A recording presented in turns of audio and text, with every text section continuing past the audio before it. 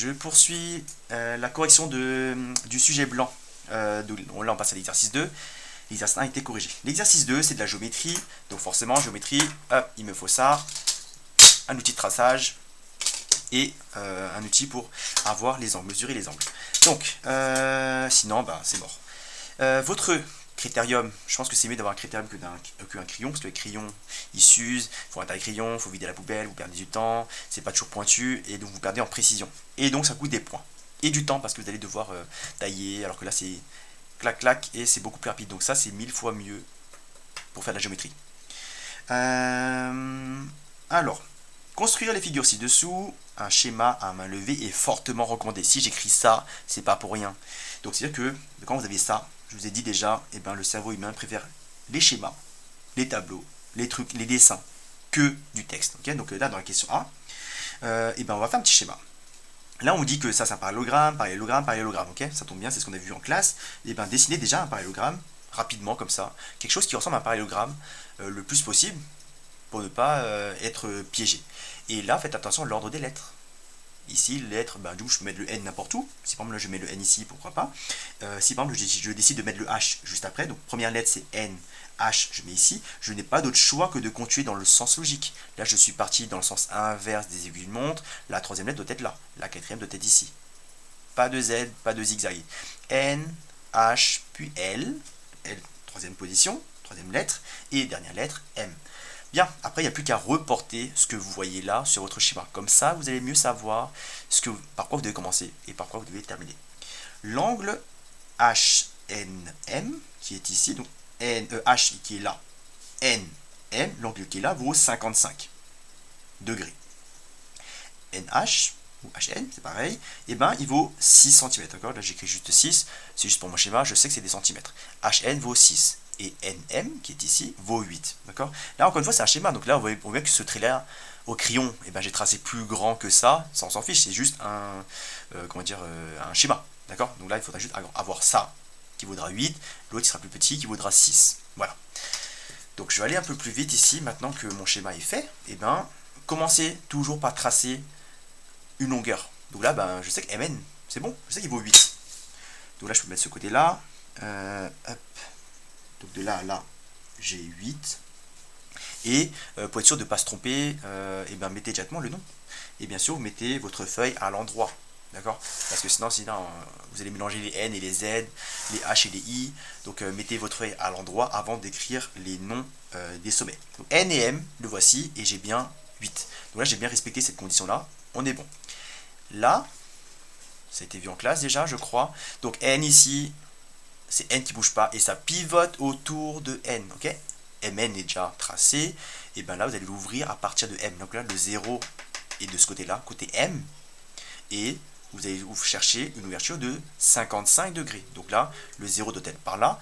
Et on cherche les 55 degrés vers ce côté-là.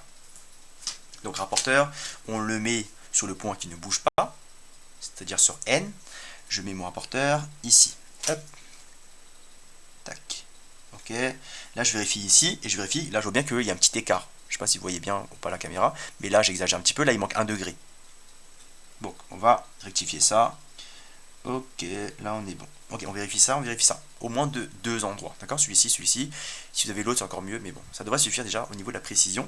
Et on va chercher 55 degrés en partant toujours de 0, tout le temps, tout le temps, tout le temps, tout le temps. Donc 10, 20, 30, 40, 50, 55, on est là. Là, je le répète parce que je sens que l'erreur va arriver. Ça, ce n'est pas le point H. Pas du tout. Ok, H, il est quelque part sur cette ligne-là.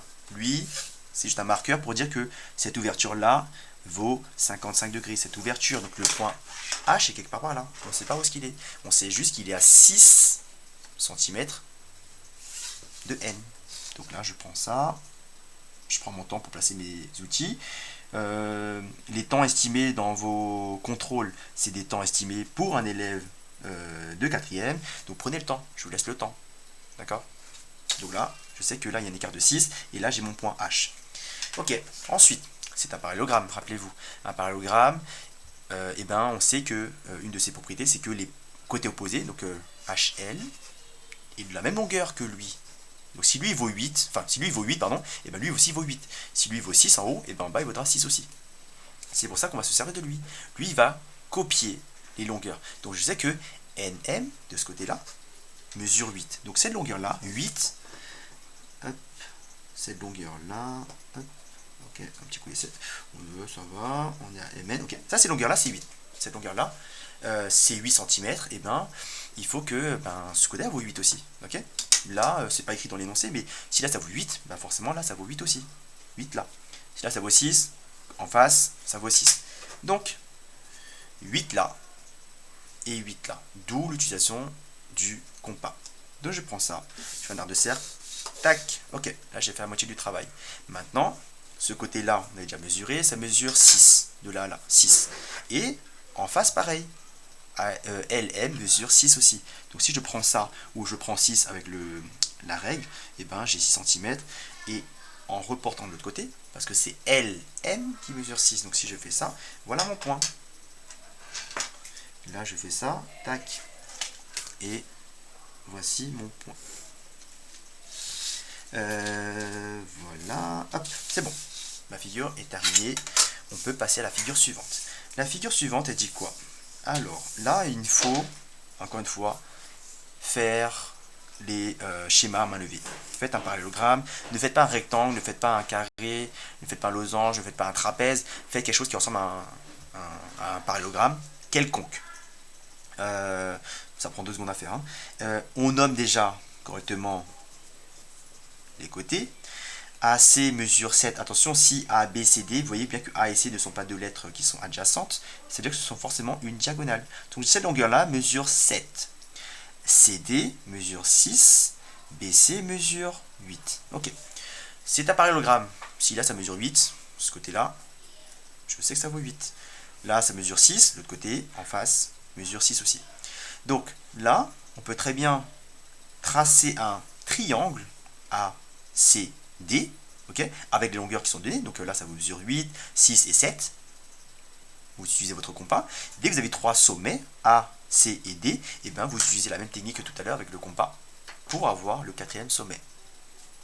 Ça, vous devez savoir le faire. Et on va passer au C. Le C, je donne la figure à main levée. Là, par exemple, une fois, je ne perds pas de temps, je fais ça en quelques secondes. E, V, E, F, K est un parallélogramme.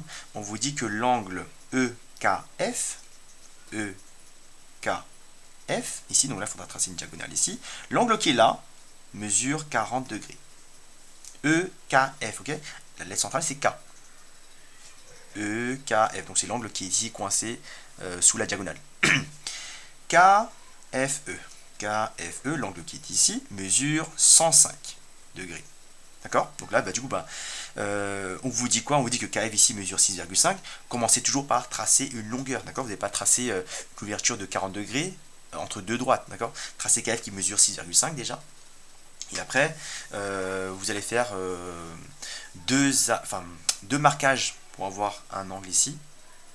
Une ouverture de 40 degrés. On trace. Et vous allez tracer pareil pour 105 degrés ici chez F, FKE. Et bien là où ça se croisera, ça sera votre point E. On va le faire rapidement. Alors, donc je trace déjà une longueur. Je ne sais même pas si ça va piétiner sur le schéma à main levée. C'est pas grave. Ok, ça c'est bon. Donc là j'ai 6,5. Tout de suite on place les sommets. Comme ça on est tranquille. Là il me faut une ouverture de 40 degrés. Donc je place mon porteur. Je ne vous fais plus le discours. Ok, vous connaissez déjà. On prend le temps de placer, on compte à partir de 0, 0, 40 ici, 40 c'est la même ligne que 140, ok, donc au lieu de prendre celle-ci, et ben je prends celle-ci, c'est pareil, c'est la même ligne, hop, ok, là je vais tracer un peu plus loin parce que je ne sais pas où est-ce que ça va s'arrêter, tac, allez jusqu'au bout de la feuille, soyons fous, j'ai ça, donc là j'ai une ouverture de 40 degrés, et de l'autre côté il me faut une ouverture de 105 degrés. Donc je place sur F parce que ça pivote autour de F, c'est le point F qui ne bouge pas. 105 degrés, donc 0, 90, 100, 105. Et heureusement qu'on a été un peu plus loin parce que le point est un peu plus haut, le point E. Ok, hop, est-ce que ça donne pas? Ouais. Bon, excusez un peu mon imprécision ici. Alors, ça donne quoi? Ok, donc là, du coup, là, le point 6,5, là on a bien 6,5 cm, là on a une ouverture de 40, là on a une ouverture de 105. Ok? Donc le point qui est là, il n'a pas d'autre choix que d'être E. Dès qu'on a 3 sommets sur les 4, on réutilise notre copain le compas et ben, on prend ces longueurs là, on pique de l'autre côté parce qu'on sait que les deux sont de même longueur, ça même longueur que son côté en face, donc ces longueurs là on prend 6,5, on plante chez E, on fait un arc de cercle, là ça se croise, ça sera votre point V et l'exercice est terminé.